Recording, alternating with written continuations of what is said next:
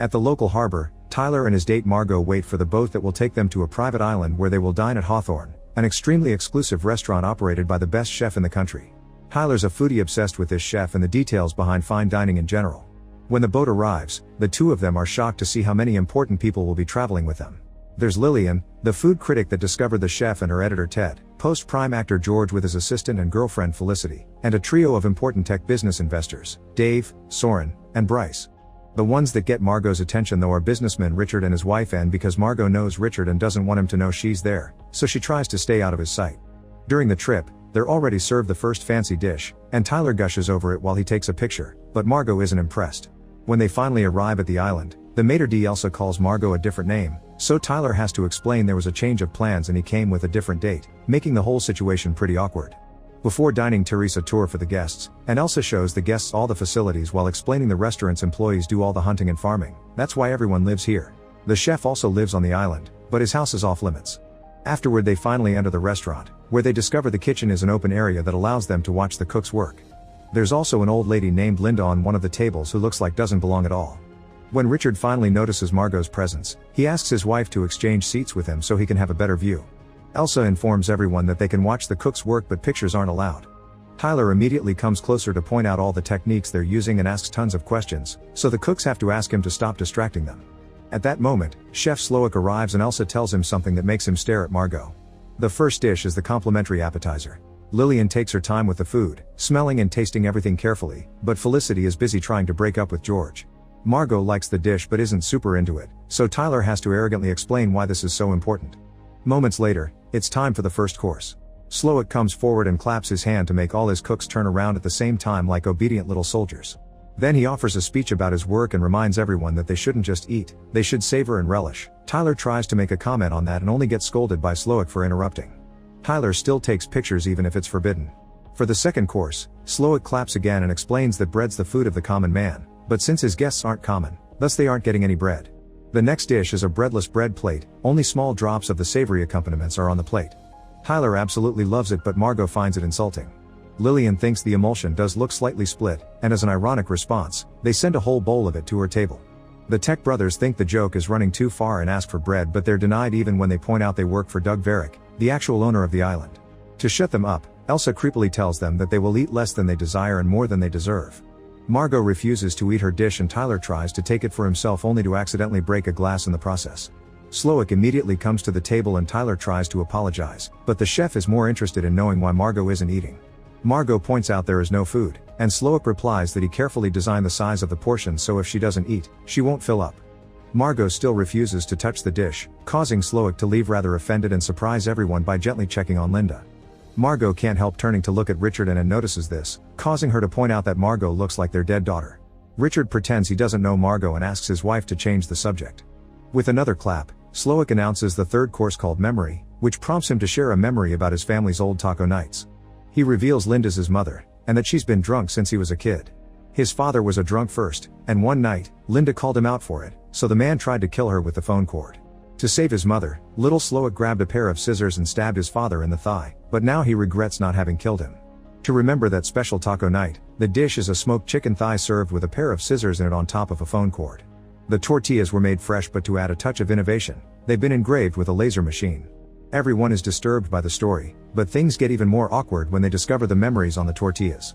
Lillian finds pictures of restaurants that closed because of her bad reviews, and Anne is shocked to see photographs of her husband's private life. One in particular shows Richard going out with a strange woman, but Richard swears it's just a prank. George finds pictures of his role as Dr. Sunshine, a movie that did awful when it came out, and the Tech brothers are disturbed to find their company's tax records that prove they've created invoices with fake charges. Elsa refuses to explain how they acquired that information, and when the men threaten with closing up this place, Elsa cryptically says it won't be necessary. Tyler sees himself taking pictures of the food and thinks Slowik hates him. Margot finds the images insulting and wants to send the dish back, but Tyler snaps at her and calls her a child for not behaving correctly.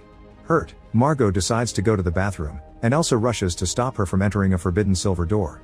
When she makes it to the bathroom, Margot gets close to the window to have a smoke and notices an employee running with a pair of angel wings in his arms.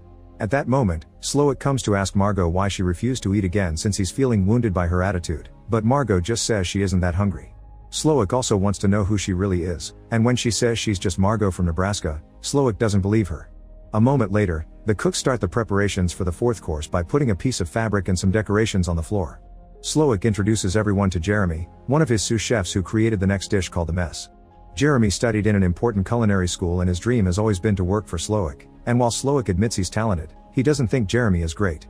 Jeremy may want a life full of prestige like Slowik's, but Slowik thinks his life is full of pressure, not to mention all the unhappy customers and critics that won't appreciate his work. Slowik asks Jeremy if he wants that life, and when Jeremy says no, Slowik kisses him on both cheeks and steps back before Jeremy takes out a gun. Then Slowik announces the fourth course and Jeremy ends things in front of anyone.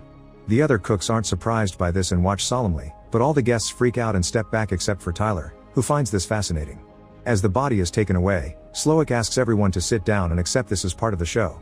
Everyone begins discussing if the death had been real or not, and Richard has had enough. He tries to leave with Anne, but Elsa stops him, explaining there's no available boat. Richard still insists, causing Elsa to order the chefs to grab him and get his ring finger. Guests start freaking out again except for Tyler, who is still enjoying his meal without a care. While Richard wiggles on the floor in pain, Elsa returns the fallen wedding ring to Anne. Slowik once again explains this is part of the menu, and Lillian accepts it, but the others are starting to get afraid. Felicity wants George to have a talk with Slowik since supposedly they're friends, but George confesses he lied to impress her. Elsa brings Margot to the kitchen, where Slowik tells her she's simply wrong. He can tell she isn't a Margot and that's a problem because she wasn't part of that original menu plan. Slowik wants to know if Margot is on the side of the guests or the restaurants, not that it matters because everyone's dying tonight anyway. Margot rushes back to her table in tears and slaps Tyler when he won't stop talking about the food. The whole mood in the restaurant is tense and nervous. Soren goes crazy and decides to try to break a window with the chair, but it's made of unbreakable glass, so Elsa just takes him back to his table. The next course is tea served as a palate cleanser, and Slowik takes the chance to ask if anyone has any questions. Tyler makes a stupid question about the tea, but George comes through and wonders what's going on. Slowik explains their ingredients in a degustation concept, but this shouldn't be a surprise. For example, Lillian is a monster that causes restaurants to close because of her personal taste, and Ted coddles her. The cooks bring more broken emulsion for Lillian, and Elsa brings Margot a kitchen timer saying she has 10 minutes. Then it asks for a doctor for Richard, so Slowik points out they've been the most loyal customers for 5 years yet they can't name a single dish they've eaten here. Slowik worked to become a very exclusive chef, but it wasn't until recently that he finally understood he's been working to satisfy people that can't be satisfied, like his own mother. Since Slowik keeps referring to the place as his restaurant, Bryce reminds him that the actual owner is Doug Varick. Slowik replies he actually owns Doug himself, and at that moment it's revealed that Doug is hanging outside while wearing the angel wings. Dave tries to offer money to save him, and when Slowik turns him down, he tries to run away, only to be stopped by the staff. Bryce points out Doug kept Slowik open through the pandemic, but Slowik complains that Doug kept questioning his menu. Elsa makes a sign with her arms and Doug is lowered into the sea until he drowns, prompting Slowik to announce he's finally free before going to his office. Suddenly the timer on Margot's table rings and she's asked to go see Slowik. Margot admits she isn't supposed to be here, and in return Slowik admits he can tell Margot's a fellow industry worker. He wants to know why Margot kept staring at Richard, making her confess that she's actually a street worker. Richard had been one of the few clients that managed to rattle her because he wanted her to pretend to be his daughter while they were getting frisky. Both Slowik and Margot agree that they used to enjoy serving others and bad clients have made them hate their jobs. Afterward, Slowik takes everyone outside. The next course is presented by sous chef Catherine, who explains Slowik has flirted with her many times, and she's always said no. Slowik didn't fire her but stopped looking her in the eye, and this inspired the next dish, called Man's Folly. Then Catherine stabs Slowik on his leg with scissors and hugs him before staining his chef uniform with blood, prompting him to apologize. Now all the male guests are given a chance to escape. They'll have a head start of 45 seconds, and then the staff will try to catch them. All the men begin running except for Tyler, so Slowik has to send him out there while Catherine takes the women inside. The women try the sixth course while sharing a table with Catherine, who explains everyone dies was her idea. Lillian's compliments make her cry, and all the other ladies begin offering compliments as well to keep her happy. Anne asks Margot if she knows her husband and Margot admits she does, but Anne doesn't comment on it. Margot ends up admitting her real name is Erin and she's from Massachusetts. Outside, Tyler spies on them through the window because he hates that he's missing a course. Meanwhile the staff goes after the men and finds them with no issues, no matter if they went to the forest or the beach. Ted hid in the smokehouse, and for his efforts he's given a Passar egg. All the men are brought back to the restaurant and George sarcastically apologizes to Felicity for being a failure, which makes her admit she's been stealing money from him. George already knew, and Felicity knew he knew. Suddenly Slowik announces the menu can't continue as planned until they solve an unresolved matter. He approaches Tyler and makes him confess that he had always known tonight's menu would include everyone dies. Tyler had a date but his girlfriend broke up with him, so he hired Margot because the restaurant didn't take reservations for just one, never caring about the fact she'd die. Margot's upset by this revelation and attacks Tyler, but the staff quickly pulls them apart. Next, Slowik points out how much Tyler knows about food and gifts him a chef's uniform before pushing into the kitchen, asking him to cook in front of everyone even if Tyler doesn't want to. Tyler's cooking is messy, especially since Slowik keeps making fun of him for being Mr. Nuldigable Foodie, meaning the final dish is an absolute disaster. Slowik tells Tyler he's why the mystery has been drained from his art and whispers something in his ear that causes Tyler to take off the chef jacket and run in tears. Afterward, Slowik takes Margot aside to ask for a favor. To start preparing dessert, they require a large barrel that is supposed to be in a corner but Elsa forgot to bring. Slowik wants Margot to go get it and ignores Elsa when she says the staff can do it.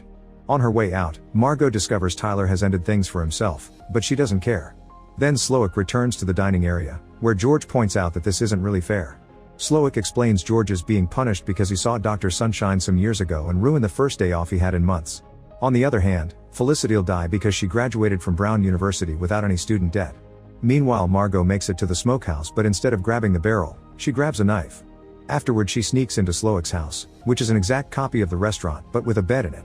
Margot tries to leave through the silver door, but she's interrupted by Elsa, who has her own knife and reminds her this area is out of limits. Suddenly Elsa attacks Margot, explaining she doesn't want to be replaced. Margot defends herself with objects from the kitchen as she points out she doesn't want to work here, but Elsa says she didn't forget the barrel, Slowik just never asked for it. Both women end up struggling on the floor, and by trying to keep the knife away from her body, Margot ends up accidentally killing Elsa. After her initial panic is over, Margot takes Elsa's keys and opens the silver door. There she finds a simple room with Slowik's memories from when he was younger and happier with a family and a job making hamburgers. There's also a radio in the room, and Margot tries to use it to call for help. Back in the restaurant, Bryce is presented with a cake because his friends had told the restaurant that it was his birthday. Margot suddenly interrupts by entering with the barrel through the main door, and Slowik tells her he used to be a monster, but everything he does today is pure. His chef hands are so strong that he can touch fire without feeling pain, because he can no longer be hurt. At that moment, a boat approaches the island, and Slowik realizes Margot used the radio. The staff immediately cleans all traces of blood from everyone and Slowik makes a threat: if the guests ask for help, then an innocent man will die. Coast Guard Dale enters the restaurant and asks what the problem is, but nobody dares to speak. Then Dale notices George and asks for an autograph because he's a big fan of Dr. Sunshine, so George pretends to give him one. When Dale is about to leave, he discovers the piece of paper actually says "help us" and takes out a gun, ready to defend the guests that now are brave enough to speak. Dale keeps the gun on Slowik for a few seconds only to suddenly turn around and point it at the candle on Margot's table, revealing it's just a lighter shaped like a gun. Dale isn't a Coast Guard, he's another member of Slowik's staff, and now he can return to the kitchen. Slowik's very disappointed in Margot for having betrayed him and declares her to be as bad as the other guests. Margot remembers what she saw in the house and decides to take a risk. She suddenly claps to get Slowik's attention, announcing that she doesn't like his food and that she would like to send it back. Slowik falls for Margot's manipulative tactics as she points out all the dishes were an intellectual exercise rather than something to enjoy. She's still hungry, so she wants to eat a proper cheeseburger, not some fancy deconstructed poop. For the first time in the day, Slowik smiles and accepts to prepare a traditional cheeseburger with fries for $9.95.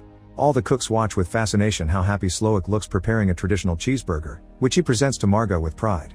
Margot gives it a bite and approves of the taste, but she also thinks it's too much for her to finish and asks for the rest to go. Slowik's still in a trance, so she does as he says, and once Margot has her bag, she leaves a $10 bill and leaves the restaurant. On her way out, Margot hesitates because the others are still in danger, but Anne tells her to go with a gesture. While Margot makes it to the harbor and escapes on the boat Dale left behind, Slowik reminds everyone it's time to pay. The cost is $1,250 per head under a no-tip system, and everyone gets a bag of goodies that includes one of Doug's fingers. Everyone hands their credit cards, and a moment later, Slowik announces it's time for dessert. The cooks begin decorating the floor as if it was a plate, then they put chocolate hats and marshmallow vests on the guests. Slowik reminds everyone they represent the ruin of his life and now they shall be part of it, so the dessert will be the most offensive assault on the human palate, the s'more. This is usually prepared over a fire, thus Slowik grabs a lump of coal from the oven with his bare hands and announces a cleansing as he throws it on the decorations the cooks left, causing a fire that takes over the restaurant and all the people in it. Meanwhile, Margot stops the boat to finish her cheeseburger while watching the restaurant burn, using the copy of the menu that came with the gift bag to wipe her mouth. Make sure to subscribe and turn on notifications so you can watch more videos like this. Thanks for watching.